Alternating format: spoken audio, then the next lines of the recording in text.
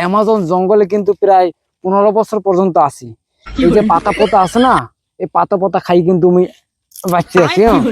যাই হোক অ্যামাজন জঙ্গলে আমি এখান থেকে যাবো না 15 বছর। যাই হোক আপনারা যারা অ্যামাজন জঙ্গলে আপনারা যারা আসবেন, ঠিক আছে, এরা মনে করেন যে পানি যত খাবার আবার আছে সেই যাদের নিয়ে আইবেন, নাহলে এইখানে না খাইয়া দিন দিন শুকিয়ে আমার মতন কাঠ হয়ে যাবে, তাহলে কিন্তু পাপ খাইয়ে বাচ্চা।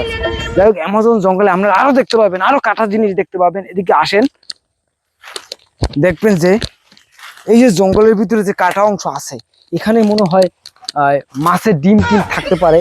যাই হোক মাছের ডিম আমি খোঁজ করতেছি। না, এই মাছের ডিম কাটাকাটি ঠিক আছে রে। এখানে কিন্তু প্রচুর মাছের ডিম আছে, এখানে কিন্তু মাছ আছে। হ্যাঁ, এখানে মাছের ডিম পারে। আর ওই জঙ্গলের ওই পাশে নদী আছে, ওইখানে নদীতে প্রচুর পরিমাণে মুরগি আছে। ওই মুরগিগুলো ওইখানে ডিম পারে, আর মাছগুলো আছে কিন্তু ডাঙায়। অ্যামাজন জঙ্গলে একটা দৃষ্টিকর্ষণ জিনিস হচ্ছে যে এখানে উপরে মাছ বাস করে, নিচে এলে মুরগি বাস করে।